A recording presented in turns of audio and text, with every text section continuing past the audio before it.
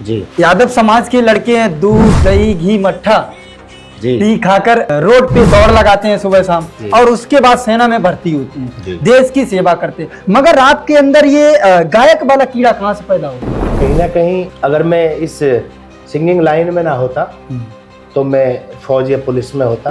आप मोस्टली यादव समाज और समाजवादी पार्टी पर ही क्यों गाना बनाते हैं? जिलों को गाने का मौका मिला कहीं जागरणों में, उसके साथ साथ फिर हमें कहीं ना कहीं पॉलिटिकल सभाओं में या कहीं कार्यक्रमों में जाने का मौका रहा। कुछ हमारे अपने चहेते लोग रहे जिनके मुझे चुनाव के समय में गाने का मौका बना। और रही बात समाजवादी की, तो समाजवादी तो देखिए कहीं ना कहीं हमारे रगों रगों में समाजवादी है और समाजवादी से परिवार से मेरा बड़ा अटूट रिश्ता है, नाता है। सपोज दैट कल कोई बीजेपी का लीडर या बीजेपी पार्टी आपको कहे या बात करें कोई अदर कास्ट का बोले कि आप गाना गाएं, तो क्या आप गाएं? कह नशा दहेज निरक्षरता बढ़ती जनसंख्या भारी, इन चारों से बच के रहना ये बहुत बुरी बीमारी। यादव कुल में ओ भोले बाबा जन्म दोबारा फेर ले। ये अखिलेश बाजितपुरिया जी ने ये इसमें गाने को लिखा है। अरबों बार ये गाना शोरमंडल में प्ले हुआ है। ये हमारे लिए बड़े गर्व की बात है, बड़े सौभाग्य की बात है और मैं धन्यवाद करता हूँ उस ऑडियंस का जिन्होंने इस गाने को बहुत ज़्यादा पसंद किया। अच्छा सर, ये बताइए क्या कालू यादव सोरका चुनाव लड़ेंगे समाजवादी पार्टी से इन फ्यूचर? अरे यार अभी इस लायक कहाँ है। अगर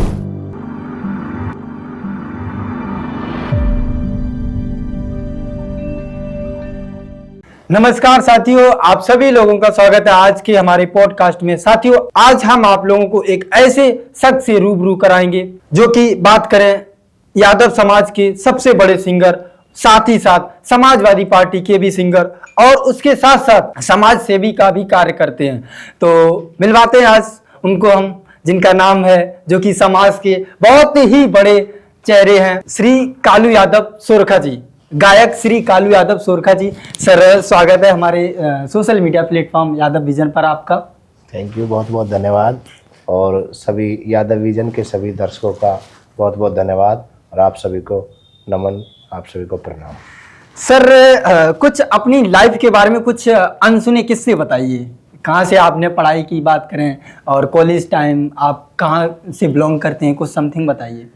जैसा कि आपने मेरा परिचय दिया, कालू यादव सोरखा, नोएडा में मेरा एक सोरखा गांव है जी। उस गांव में ही मेरा जन्म हुआ है और बस अपने एक किसान परिवार में, एक सामान्य परिवार में मेरा जन्म हुआ है और वहीं से कई बातों की शुरुआत रही है, किसान परिवार से ही जी। और आप जानते हो किसान परिवार का कई बातों से नाता होता है, किसान और जवान। मेरे फादर साहब आर्मी में थे और हमारे दादाजी एक किसान थे, तो उसी प्रकार से ये किसान और जवान की इस बात से शुरुआत हुई। बाबा किसान, पिताजी जवान और फिर हमारी कहीं ना कहीं एक लोक संस्कृति है, एक विधा है जिसके माध्यम से उस खुशबू में रमने का मौका मिला। रागिनी कहीं ना कहीं हमें गीत संगीत हमें अपने संस्कारों में मिला, अपनी संस्कृति से मिला, अपने गांव से मिला और वहाँ से सफ़र शुरू होते हुए यहाँ तक आपके बीच आए हैं। ये कहीं ना कहीं गीत संगीत की भी वजह है। अच्छा सर, ये बताइए, बात करें आपने पढ़ाई अपनी कहाँ पे की, कितनी पढ़ाई की कॉलेज टाइम की आपने? भैया पढ़ाई की बात ऐसी है, सबसे पहले शुरुआत ही हमने अपने गांव में पढ़ाई की। अच्छा, गांव में की? गांव में की। मैं 2-4 दिन प्राइमरी स्कूल में भी गया, जो प्राथमिक विद्यालय मेरे सोरखा गांव का जी। और फिर SD public school, Shambhu Dayal public school जी।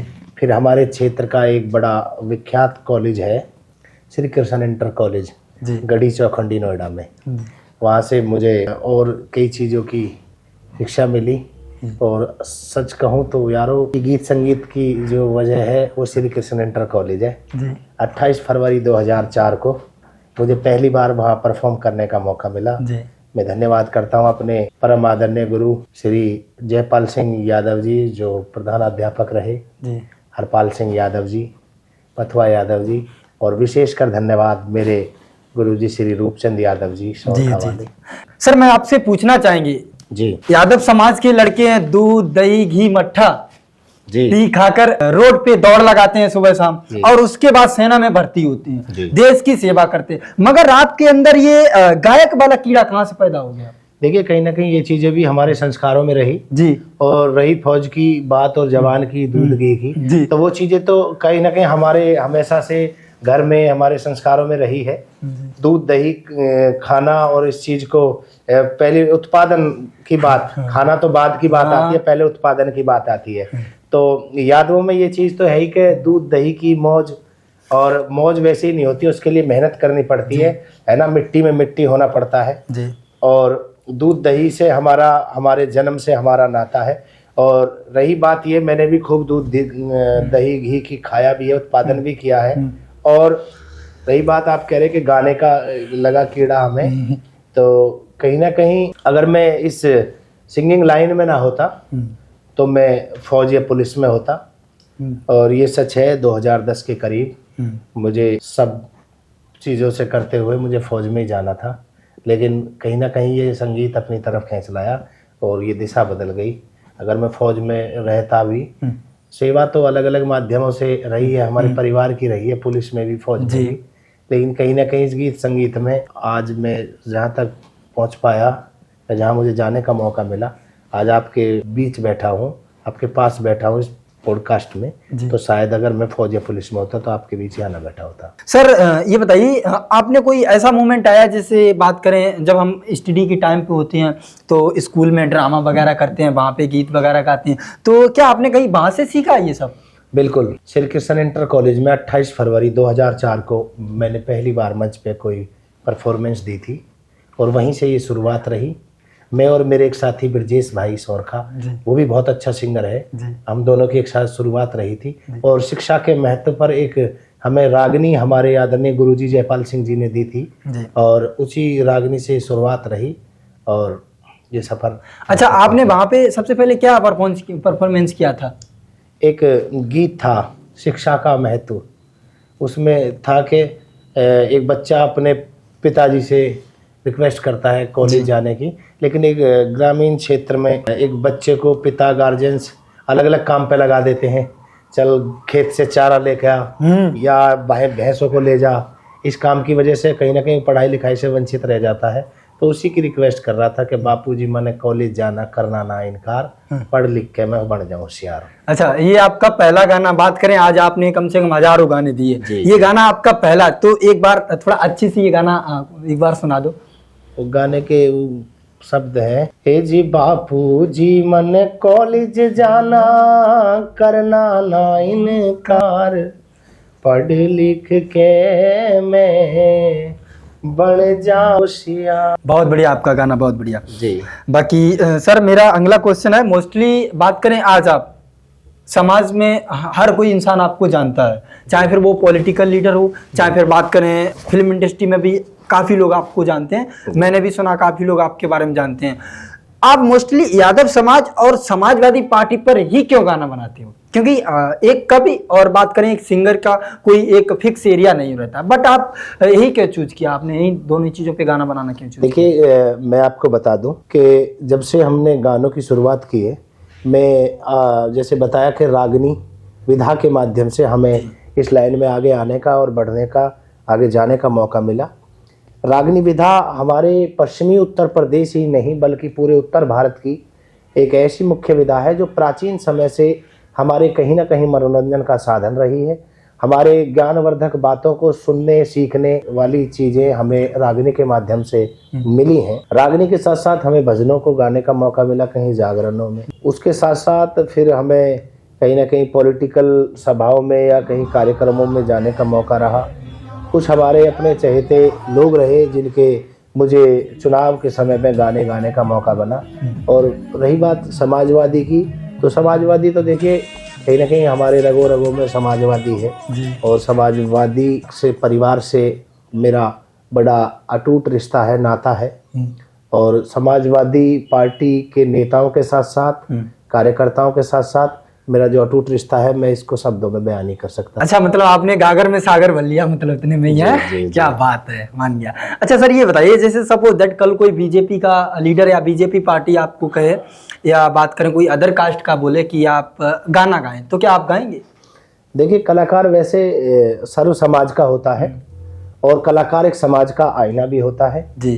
में बहुत सारी रागनियां गाई हैं। कुछ चीजें ऐसी हैं जो राजनीति से बिल्कुल अलग हैं और अपने यादव समाज के गानों से बिल्कुल अलग हैं। जैसे कि बहुत सारी चीजें गाई हैं। मैं चाहूंगा आपके पॉडकास्ट के माध्यम से अच्छी बातों पे चर्चा हो। और ये सवाल आपका ठीक भी है कि आप ज्यादातर इन चीजों को देखते हैं। हाँ। और आज मैं यादवीजा चैनल पे हूँ तो ये आपका सवाल जायज भी है। हाँ जी। है ना। तो कुछ चीजें ऐसी भी हैं कि आप उन चीजों को भी आप सुने। ऑडियंस से भी कहना चाहूंगा कि जैसे कि एक गाना है रागनी है, वो कहीं ना कहीं उपदेश भी है, उपदेशात्मक गीत बहुत सारे हैं। और हमारे जो शिरोमणि कवि हैं, मैं उनको धन्यवाद देता हूं जो हमारे रागनी विधा के कवि हैं। उन्होंने ऐसी ऐसी बातें हमारे समाज को दी हैं लिख करके जो बिल्कुल सत्य साबित होती हैं। एक गीत की लाइन है, मैं आपके बीच कहूंगा। कह नशा दहेज निरक्षरता बढ़ती जनसंख्या भारी, इन चारों से बच के रहना ये बहुत बुरी बीमारी। समाज में, सर्व समाज में एक चीज का बड़ा जहर घुल गया है कि नशा, दहेज, निरक्षरता, बढ़ती जनसंख्या भारी। अगर इन चारों पर अगर हम अपनी समझ और समझदारी का प्रयोग ना करेंगे तो ये चारों चीज ही हमारे समाज के लिए, सर्व समाज के लिए हानिकारक है। जैसे कि अभी आपने नशा, दहेज और उसके बाद क्या अनएजुकेटेड, हाँ, जो बिना पढ़े लोग रह जाते हैं। बच्चे ऐसे हैं कि जहाँ साक्षरता बहुत कम है, बिल्कुल लोग, कई गांव, कई परिवार ऐसे रह जाते हैं, उनके बच्चे जो पढ़ लिख नहीं पाते हैं, कहीं ना कहीं अलग अलग कामों पे, अलग अलग बातों पे, अलग अलग गतिविधियों पे रह जाते हैं। उनका मन फिर उसी लाइन में लग जाता है, वो पढ़ने से बिल्कुल वंचित रह जाते हैं। जी, इन्हीं चार चीजों की वजह से आज हमारा भारत देश कहीं एक विकसित देश नहीं बन पा रहा, इन्हीं चार चीजों। बिल्कुल। अभी आप देखेंगे, मैं इस बात पे भी चर्चा करूंगा। अगर यादव विजन चैनल के माध्यम से मैं अपने समाज में ये बात कहनी चाहूंगा कि नशा, पहली बात तो नशा चाहे किसी भी चीज का है, यानी कि चाहे शराब का नशा है, चाहे और लोग बीड़ी, सिगरेट, तंबाकू, गांजा, फलानी चीज, बहुत सारी चीजें नशा समाज में फैला हुआ है। ना जाने छोटे छोटे बच्चे, हम तो उन नशों के नाम भी नहीं जानते, अब कभी सूरत शक्ल नहीं देखे कई नशों की हमने, लेकिन वो बच्चे उसका उपयोग कर रहे हैं। कहीं पाउडर सूंघ रहे हैं, कहीं सलोचन ले रहे हैं, कोई इंजेक्शन ले रहा है ना, कोई गांजे की सिगरेट भर के मार रहा है यार।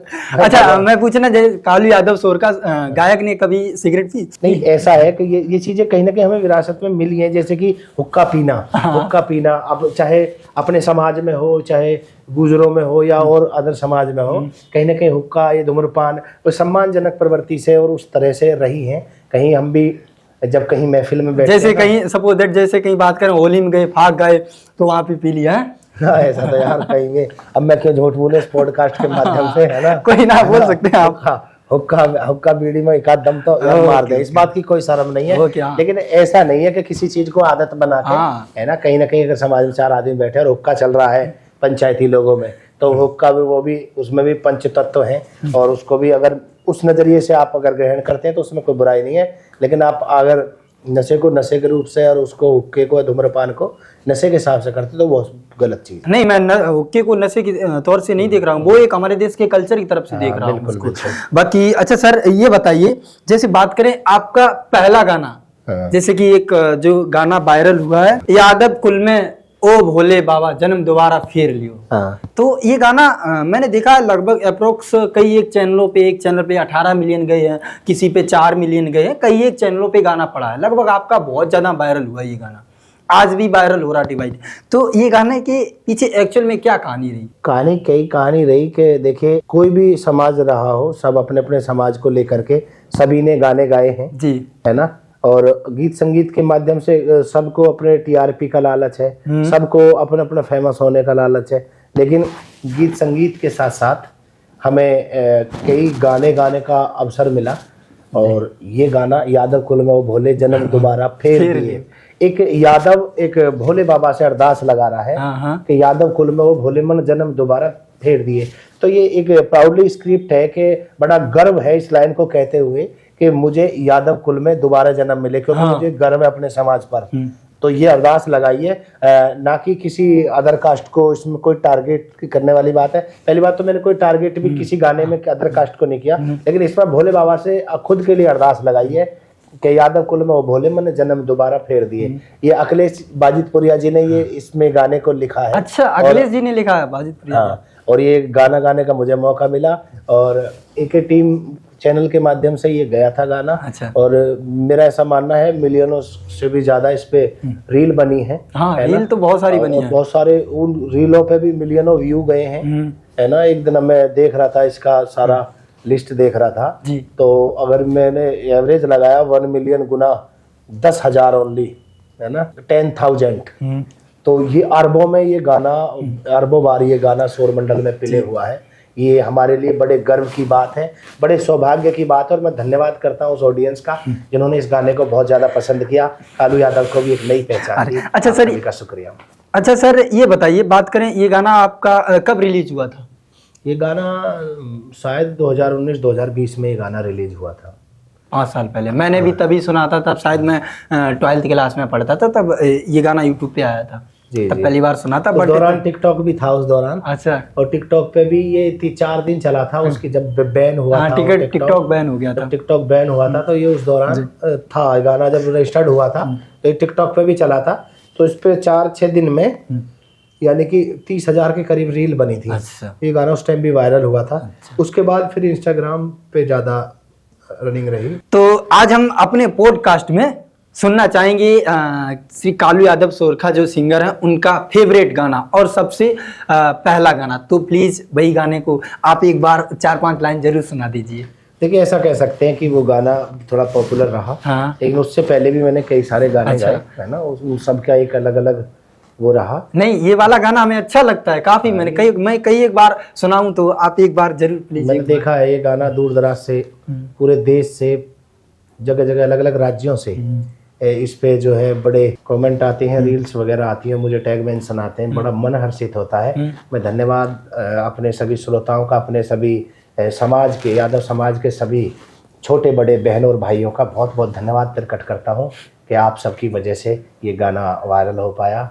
आप सुनने वाले तो सब होते हैं, लेकिन उसको आगे फॉरवर्ड करने वाले भी कहीं ना कहीं मेरे समाज के यही लोग हैं। हाँ, क्यों नहीं। मैं तो खरीदार इस बात का। तो हो जानी चाहिए 2 लाइनें फिर। बिल्कुल। अपने यादव समाज के हर उस भाई से मैं कहना चाहूँगा कि हमें अपने समाज में पैदा होने पर हमें खुद पर गर्व होना चाहिए कि हमने यादव कुल में जन्म लिया और उस कुल में जन्म लिया जिसमें स्वयं श्री कृष्ण भगवान ने जन्म लिया। बड़े सौभाग्यशाली हैं हम। तो एक गाने की लाइन है, मैं आपके बीच में कहना चाहूंगा दर्शकों के लिए। धन्यवाद। श्री कृष्ण जी के वंशज हैं हम, शेरों के अरे शेर हुए, यादव कुल में ओ भोले मन जन्म दोबारा फेर दिए, यादव कुल में ओ भोले मन जन्म दोबारा फेर दिए। बहुत बढ़िया गाना। ये हम देखते काफी बार, कहीं भी जाओ डीजे पे, अगर गांव में भी कोई प्रोग्राम है, शादी, मतलब जो भी भंडारा अंडारा, हर जगह ये बजता है। बिल्कुल। मेरे गांव में हर जगह बजता है। बिल्कुल। ये इस गाने को लेकर के हमें भी एक नई पहचान मिली है। हाँ। और इसमें मुझे गाने मात्र का अवसर मिला और मैं धन्यवाद करता हूँ कि जो हमारी टीम है ना, जो हमारे म्यूजिक कंपोजर हैं, डायरेक्टर हैं, हमारे म्यूजिक टोनी से ये गाना हुआ। मैं टोनी भाई का बड़ा धन्यवाद करता हूँ इस पॉडकास्ट के माध्यम से। टोनी भाई का बड़ा सहयोग और बड़ा सपोर्ट हमें रहा है ना। टोनी भाई का भी बड़ा एहसान है हमारे ऊपर। और मैं जो अपनी ऑडियंस, अपनी जनता के लिए काम करता हूँ, कहीं ना कहीं सिर्फ मेरा ही नहीं, मेरे साथ में मेरे राइटरों का भी बड़ा सहयोग है ना। मेरे म्यूजिक डायरेक्टर का बड़ा सहयोग है, जहाँ स्टूडियो में म्यूजिक कंपोज सब चीज़ें मिलती हैं जी। और फिर उसके बाद में चैनल पे डलने के बाद ऑडियंस का बड़ा रोल है उसमें। ऑडियंस ना जाने किस चीज़ को पसंद करे और क्या, राइट। जिसको पसंद कर लेती है फिर उसको ये कहने की जरूरत नहीं होती कि आप रील बनाइए या आप सहयोग करिए, अपना मान के। क्योंकि मैं उस गाने को इस तरह से बनाने की कोशिश करता हूँ कि ताकि सबको ये लगे गाना मेरा है। अब ये यादव कुल वाला गाना, यादव कुल में वो भोले जन्म दोबारा फेर दिए, तो इसको हर यादव समाज का हर वो बच्चा अपनी अरदास भोले शंकर से लगा रहा कि मुझे जन्म फिर से यादव कुल में मिले। अच्छा, आपका एक गाना और था, क्या गाना है? देख लियो इतिहास पुराना, यदुवंशी है नाम घराना। देख लियो इतिहास पुराना, नामी है यदुवंश घराना, श्री कृष्ण की वंश विरासत, रुतबा है जाना पहचाना। क्या बात है, आपकी गाना, सच में गानों में दम है। जो यादव से पंगा लेवे, ठोक पीट सीधा कर देवे। तो ये गाना है अटल रहे यादव की बोली, वो शायद वो त्रिनेत्र प्रोडक्शन के माध्यम से सहारनपुर के हमारे चैनल वाले भाई हैं, और वहाँ के सहारनपुर साइड के हमारे मंझोल, चौरादेव, खजूरी जिससे एक गांव है अपने यादव समाज के, कपूरी, नवादा, तिवाया, कई सारे, और क्या नाम है, कई बहुत सारी चीजें जो मेरे फिलहाल। अच्छा सर, जैसे आपका एक गाना और सबसे ज्यादा वायरल हुआ था, एक पॉलिटिकल पार्टी के ऊपर आपने गाया था, यूपी में साइकिल ही चलेगी नहीं किसी की दाल गलेगी। तो अच्छा ये बताइए, ये गाने के पीछे एक्चुअल में क्या रीजन था, आपने यही गाना इसी पॉलिटिकल पार्टी को गाया? देखिए, जब जब कोई भी चुनाव रहता है तो मैं एज ए सिंगर, कलाकार होने के नाते मेरे पास में बहुत सारी चीज़ें आती हैं कि चुनाव में चाहे प्रधानी का हो, जिला पंचायत हो, या विधायकी का चुनाव हो, या सांसद का चुनाव। इस जब जब थोड़ा सा गर्मी पकड़ता है उस समय पे कुछ प्रचार प्रसार के लिए कई बार मेरे पास में चीज़ें आती हैं। तो मेरे एक भाई हैं लखन भाई, उन्होंने कहा कि एक गाना पार्टी के लिए बनाना है हमें, और जिससे सबको अच्छा लगे, ऐसा कोई गाना बनाते हैं, बनाइए, मैं सहयोग करूंगा। इसी प्रकार से कई लोगों के सहयोग से ही ये चीज़ें आगे बढ़ती हैं। पर ठीक है, इस पर करते हैं तैयारी। एक ऐसा मौका बना कि हमें स्टूडियो जाना हुआ, तो वहाँ जिस गाने को लेकर के हम गए थे, वो गाना जो है कहीं ना कहीं मेरे दिमाग में भरी नहीं बात। फिर बैठे बैठे कोई एक धुन स्टूडियो में बजते हुए या कोई ऐसी दिमाग वहाँ पहुँचा, तो मैंने गाना लिखना शुरू किया जी। ये मैंने खुद लिखा, यूपी में साइकिल चलेगी, ये गाना। और ये लिखते लिखते ये थोड़ी आगे बढ़ी चीज़, लाइन अच्छी सी आई, सरस्वती मैया के आशीर्वाद से कोई चीज़ अच्छे समय पे अच्छी बातें आ जाती हैं, तो लिखने की कोशिश करी। 15-20 मिनट में ये गाना मैंने लिख दिया, और इस गाने को तुरंत रिकॉर्ड किया हमने। और ये गाना ऐसा रिकॉर्ड हुआ कि कई लोग ये बात भी कहते हैं मुझसे कि अगर मुझे थोड़ी सी, मेरे हड़कल भी हो, मुझे अगर बुखार सा भी हो, अगर सुन लेता हूँ तो जोश भर जाता है, सर्कुलेशन बढ़ जाता है, बुखार सब भाग बिना दवाई गोली लिए। तो कहीं ना कहीं ये बड़ा जोशीला गाना है, और इस गाने को मुझे कई जगह गाने का मौका बना, कई बार परफॉर्मेंस करने का मौका मिला। और इस गाने को लखनऊ में पार्टी कार्यालय से माननीय श्री अखिलेश यादव जी ने लॉन्च किया था, लोहिया सभागार में, और ये गाना रातों रात वायरल हो गया जी। अखिलेश जी ने भी इस गाने की जो है अपने सोशल अकाउंट से पोस्ट डाली, बहुत सारी चीज़ें रही, और हजारों लाखों इस पर रील बनी, वायरल हो गया। अब डीजे पे जगह जगह रैलियों में और कहीं भी, और देखिए पार्टी का गाना है, साइकिल का जिक्र होता है, तो जगह जगह कोई बहुत ज़्यादा वायरल होता है गाना। अच्छा, डिम्पल भाभी से कभी बात होती है, मिले हो कभी डिम्पल भाभी से? डिम्पल भाभी से बाई फेस मैं कई बार मिला हूँ, बहुत अच्छा स्वभाव है उनका। अच्छा। और बहुत अच्छा नेचर है, और बड़ी सादगी उनके अंदर है। वो हमारे, अब हम तो यही कहेंगे, हमारी भाभी जी हैं, भाभी माँ हैं, लेकिन इस प्रदेश की राजमाता भी है वो। और चाहे विपक्ष में हो अखिलेश यादव जी, समाजवादी पार्टी, लेकिन वही बात कहूँगा कि समाजवादी पार्टी का रुतबा सबसे ज़्यादा है, बिजली पानी मुफ्त मिलेगी, ये अखिलेश का वादा है। अच्छा, एक बार साइकिल वाला और एक बार गाना हो जाए साइकिल वाला।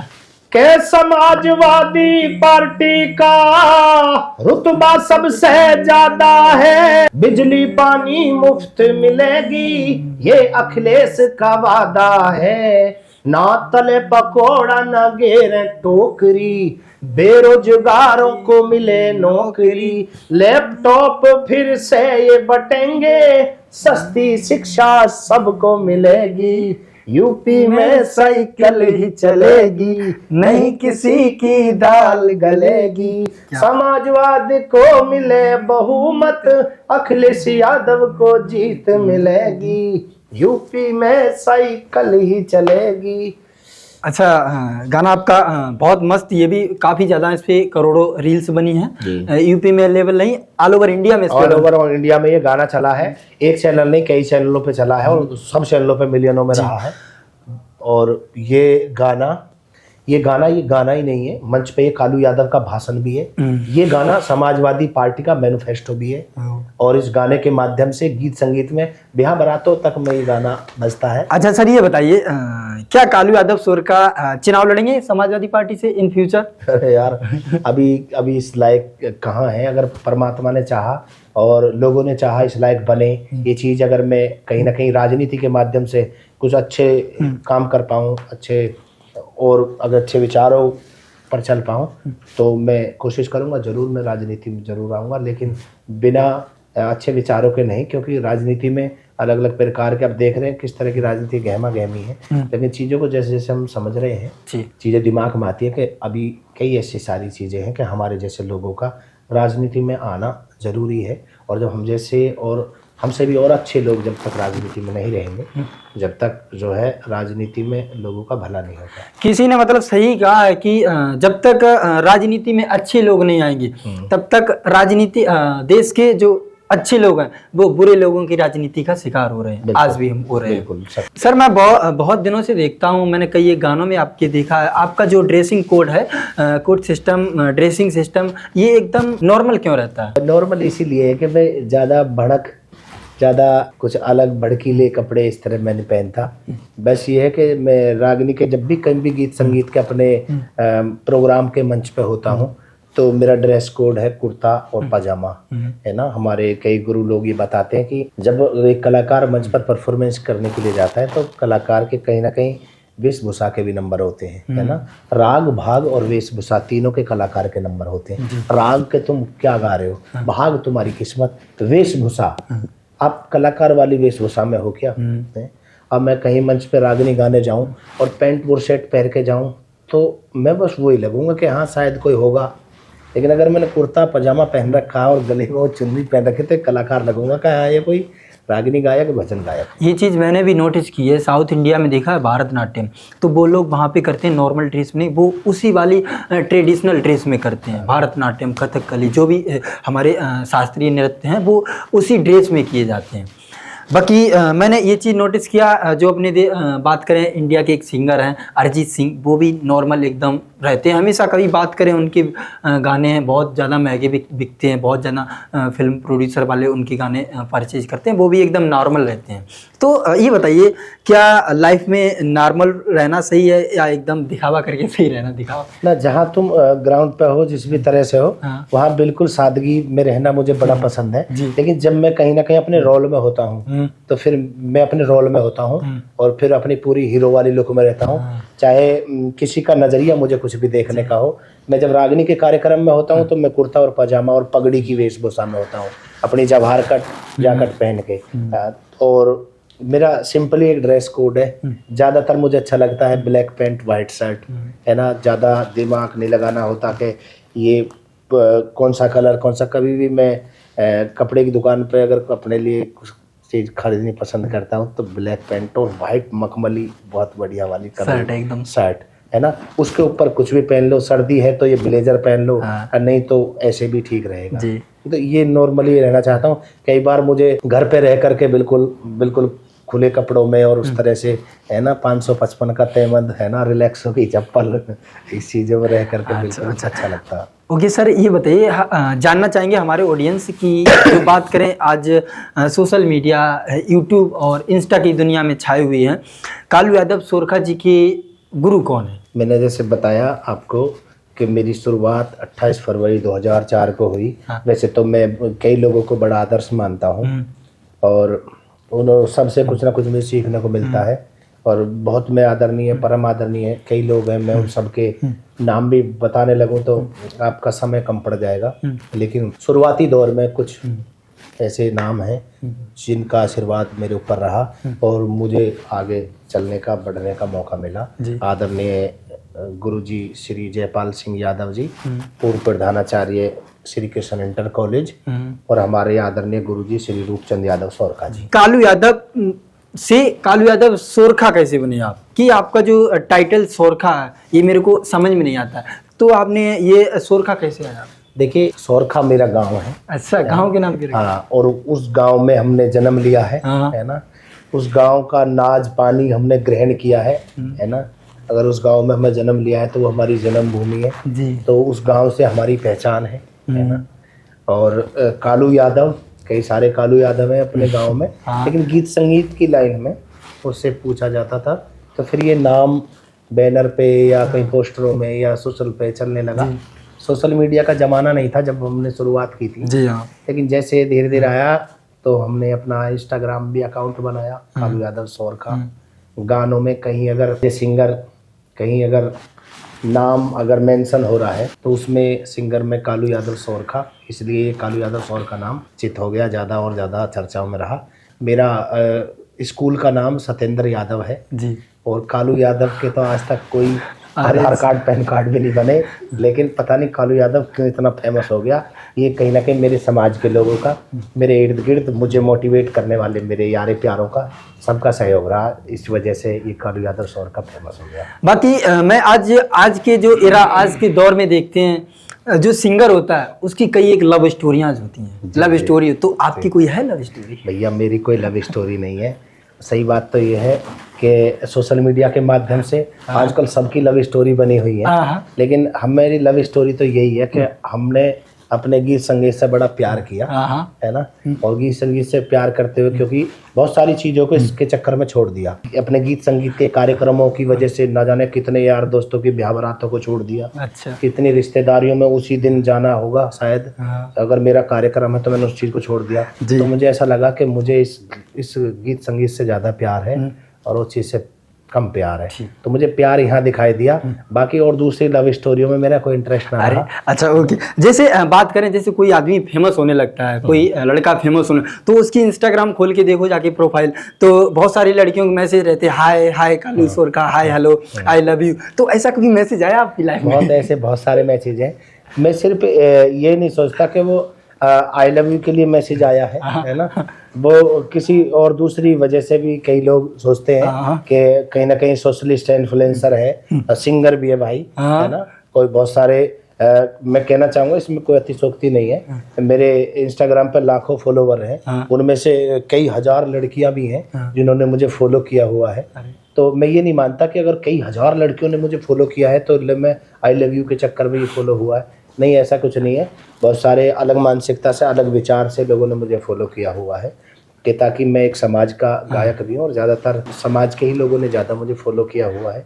और भी कई भाई मुझसे अलग समाज के भी जुड़े हैं। मैं पूरी 36 बिरादरी में सब में प्यार भावना रखता हूँ, लेकिन कहीं ना कहीं मैंने यादव समाज के अपने कई सारे गाने गाए हैं, तो इस वजह से भी ज़्यादा ऑडियंस मेरे समाज की जुड़ी हुई है। और लगातार मैं अलग अलग बातों पर काम करता रहता हूँ।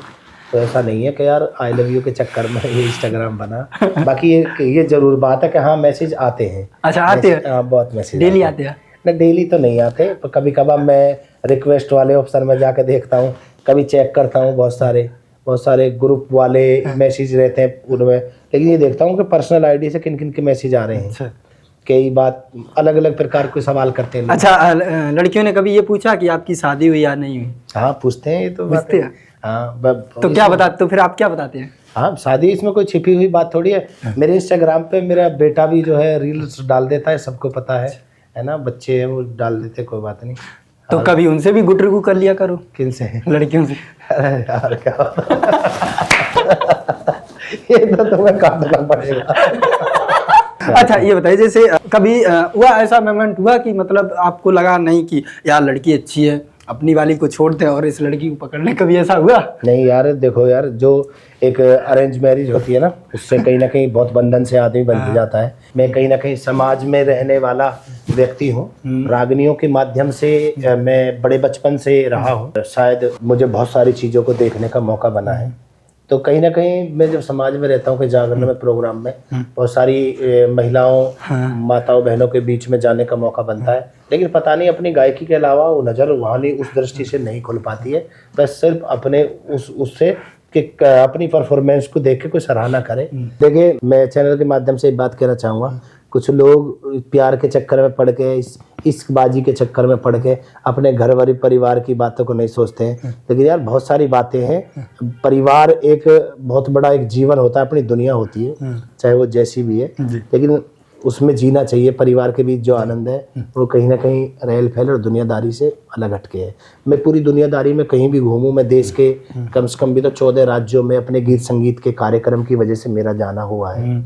मैंने बहुत सारी दुनिया को देखा है, बहुत सारे रास्ते नापे हैं, है ना जाने कहाँ कहाँ का अन्न पानी ग्रहण हुआ है इस गीत संगीत की वजह से। लेकिन कभी भी ये दिमाग में नहीं आया कि यार ऐसे बात, अपनी फैमिली से, अपने परिवार से सभी को प्यार होता है, सभी को अपने बच्चे प्यारे होते हैं, सभी को अपने माँ बाप प्यारे होते हैं, है ना, सभी को अपना परिवार प्यारा होता है।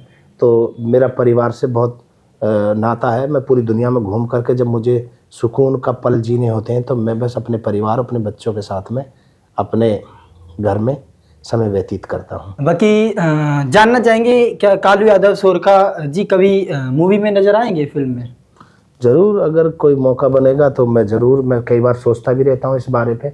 मेरी कई बड़े मुंबई कई प्रोड्यूसरों से बात चल रही है ना कहीं फाइनेंशियली भी मैं एज ए प्रोड्यूसर भी उसमें सहयोग करूँगा। ये नहीं कि मैं as a hero, as a singer ही रहूँ।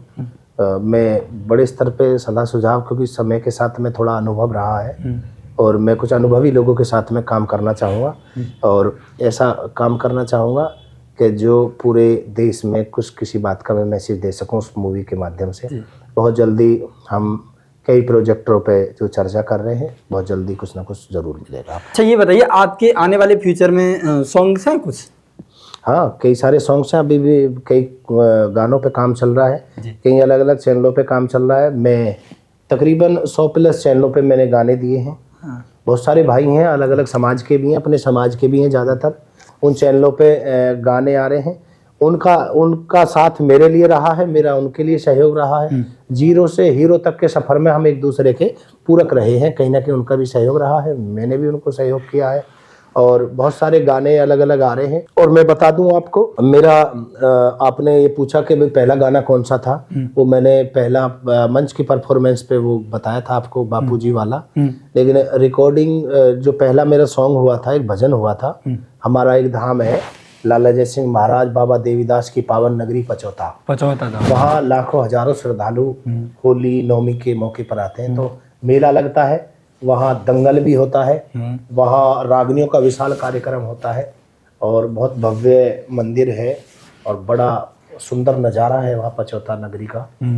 तो वहाँ उस मेले में जब रील की कैसेट चलती थी, CD आई, VCD आई, DVD आई, तो उस सफ़र में मुझे रहने का मौका मिला। और भैया कम से कम भी तो 20-22 एल्बम हमने निकाली थी हर साल, कभी 1, कभी 3, कभी 1, कभी 2, इस तरह से हर एल्बम में मेरे किसी में 4, किसी में 2, किसी में 8 गाने इस तरह से आते थे। तो ज़्यादातर कैसेटों को मुझे प्रोड्यूस करने का मौका मिला। शुरुआती दौर में तो मेरे 2 भजन किसी और के सहयोग से गए थे और समय रहा है बड़े शिरोमणियों के साथ में मुझे गाने का, उनकी संगत करने का मौका बना और आज मैं उनको याद करता हूँ। मेरे हृदय में सभी रहते हैं, जिन सभी के साथ में मैंने रह करके मैंने गाना बजाना सीखा है। समय समय पर मैं उनको सबको याद करता रहता हूँ कि ताकि सबकी शकल सूरत, सबकी आवाज़, सबका साथ, किसने कहाँ क्या सहयोग किया था मेरा जी। बाकी सर एक बात करें, गाना आया था बहुत सालों पहले अपने देश में, गाना था कोई सिख कोई जाट मराठा, कोई गुरखा कोई मदरासी, सरहद पर मरने वाला हर वीर ता भारतवासी। तो अच्छा मुझे इसमें ये बताइए, बात करें, ये गाना उस टाइम आया था जब देश में भारत और चाइना के बीच युद्ध चल रहा था, रेजांगला वार उसी टाइम हुआ था जी। तो क्या नहीं लगता इसमें हीरो का नाम नहीं लिखा गया? हाँ, ये बात तो जरूर है कि इस गाने में कई बातों का जिक्र हुआ है कि कोई गोरखा कोई मदरासी, कोई सिख कोई जाट मराठा, इस तरह से गाना है। बड़ा लता मंगेशकर जी ने बहुत सुंदर ढंग से ये गाना गाया है। मैं उनकी गायकी पे कोई सवाल नहीं उठाऊंगा, वो हमारे बड़े आदरणीय हैं, बहुत पूजनीय है।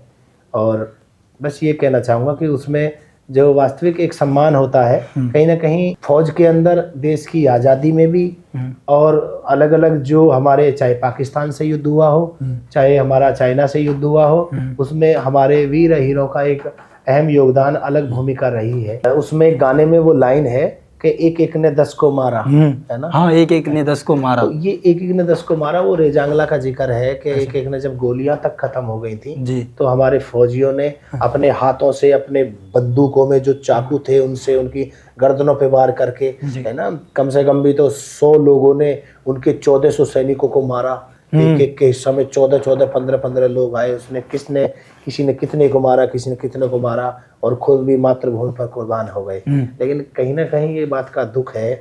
मैंने बहुत सारे गाने गाए हैं, मैंने अपने समाज को लेकर भी 100+ गाने गाए हैं। रेजिमेंट पे भी, यही रेजिमेंट पे भी बहुत सारे गाने गाए हैं। लेकिन दुख इसी बात को सुन करके होता है मुझे कि जब उस गानों में वो है, कोई सिख कोई जाट मराठा, कोई गोरखा कोई मदरासी, सरहद पर लड़ने वाला हर वीर था भारतवासी, है ना।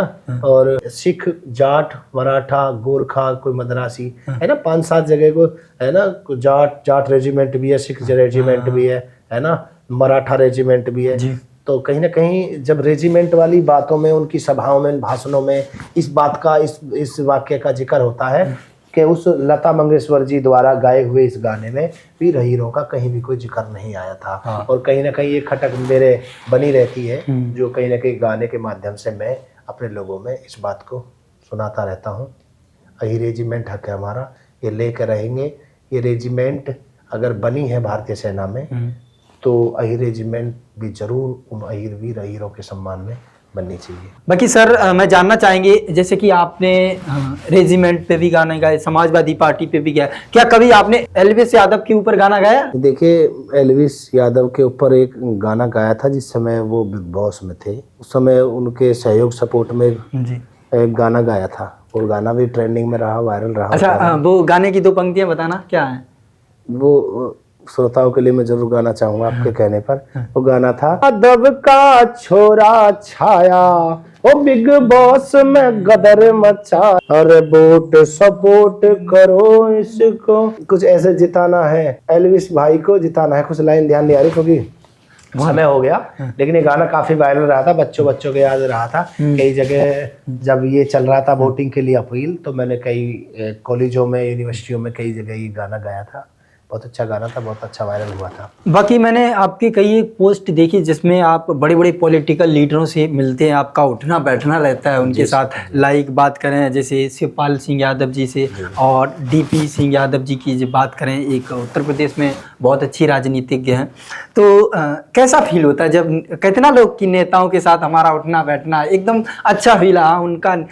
ऐसा कभी भाभी जी ने बोला आपके लिए कि हमारे जो हस्बैंड हैं वो नेताओं के साथ उठना बैठना रहता है? या ऐसा तो खैर क्या है, वो घर की मुर्गी दाल बराबर, वो तो पता नहीं क्या समझेंगे मुझे, है ना, घर की बात को। लेकिन मैं ये कहना जरूर चाहूँगा कि जैसे आपने जिक्र करा चाचा जी शिवपाल जी का, माने डीपी यादव जी का, तो ये हमारे चाचा ताऊ हैं, है ना। चाचा ताऊ ये है कि मैं इस परिवार का हिस्सा हूँ कहीं ना कहीं, है ना। उन्हीं का, हम कहीं ना कहीं उन्हीं के खून है। अब चाचा जी हमारे जगत चाचा हैं, डीपी यादव जी कहीं ना कहीं परिवार का हिस्सा है, रिश्तेदार का कनेक्शन भी है, और एक ब्लड रिलेशन भी है। ये नहीं कि यादव समाज होने के नाते खून तो हम उसी समाज का है, लेकिन इन सबसे ब्लड रिलेशन भी है। और चाचा जी की तो समाजवादी परिवार से, सैफई परिवार से हमारा सबका रिश्ता है। और डीपी यादव जी वो हमारे समाज के एक बहुत बड़े आइडियल भी हैं, हीरो भी हैं, और एक मोटिवेशन भी है डीपी यादव के हमारे समाज का एक ऐसा आदमी कि जिन्होंने ज़मीनी स्तर से लेकर के, अपने दूध के कारोबार से लेकर के, और एक आज चाहे बॉलीवुड का सफ़र रहा हो, चाहे राजनीति का सफ़र रहा हो, सड़क से लेकर सदन तक उन्होंने सफ़र तय किया है। और आज ये देखेंगे कि कम से कम भी तो उनके 25 इंटर कॉलेज डिग्री कॉलेज हैं, 25, हाँ, और 5 शुगर मिल हैं। आप देखेंगे बदायूं में शुगर मिल है, हजारों और लाखों किसानों को जो है वो लाभान्वित कर रहे हैं, है ना। और लोग तो एक कोलू क्रेशर लगाने का बड़ा सपना देखते हैं, लेकिन जिस आदमी ने 5 शुगर मिलों को स्थापित किया हो, तो समझ सकते हैं उस आदमी का क्या संघर्ष रहा होगा। अच्छा, बात करें जैसे कि आप जो डीपी यादव के बारे में बता रहे हो, एक अच्छे लीडर हैं नो डाउट, क्या इनके ऊपर एक डॉक्यूमेंट्री फिल्म नहीं बनना चाहिए कि डीपी यादव ने किया अर्श से फर्श से अर्श तक का सफर? कुछ गानों के माध्यम से मैं शॉर्ट में, क्योंकि अब सोशल मीडिया पर ये जमाना रहा है कि कम समय में वो ज्यादा चीजों को देखना पसंद करते हैं, तो एक गाना मैं डीपी यादव जी पे भी गाया है कि दुश्मन के लिए बाहुबली, जनता के लिए भगवान है, डीपी यादव शेर सूरमा शेर हिंदुस्तान है। क्या बात है। हमारे समाज के कुछ ही ऐसे लोग हैं जो इतने बड़े कारोबारी, इतने बड़े पॉलिटिशियन, उन्होंने लगे प्रधान, ब्लॉक प्रमुखी, विधायक, सांसद, मिनिस्टर सब कुछ नहीं छोड़ा, है ना। तो ये एक बात होती है, कहीं ना कहीं वो हमारे लिए, हमारे समाज के लिए और लोगों के लिए भी एक कहीं ना कहीं प्रेरणा है कि कहाँ से एक परिवार से उठ करके कहाँ तक का सफ़र तय किया है। ये बड़ी बात है। आने वाला समय, आने वाले नौजवान जो भी राजनीति में यहाँ तक के सफ़र को तय करेंगे, कहीं ना कहीं ऐसे लोगों को याद करते हुए बार बार बढ़ने का प्रयास करेंगे। जिनका हौसला थोड़ा कम होगा तो ऐसे लोगों के सफ़र को याद रखें। तो साथियों, आज हमने कालू यादव सोरखा सिंगर से जो वार्तालाप किया है, सच में आज हमें एक्चुअल में रियल पता लगा कि इतने बात करें इन्होंने, एक मिडिल क्लास लाइफ से उठकर बात करें एक सिंगर तक की, जो बॉलीवुड तक का जो सफ़र किया है, तो बहुत काफ़ी अमेजिंग रहा, काफ़ी मिरेकल रहा है। तो बाकी सर, आपका बहुत बहुत धन्यवाद जो आपने हमें अपना बहुमूल्य वक्त दिया है हमारे पॉडकास्ट के लिए। धन्यवाद। धन्यवाद, आपका भी बहुत बहुत धन्यवाद। और यादव विजन चैनल के माध्यम से और आप सभी श्रोताओं को भी मेरी राम राम, नमस्ते, जय श्री कृष्ण।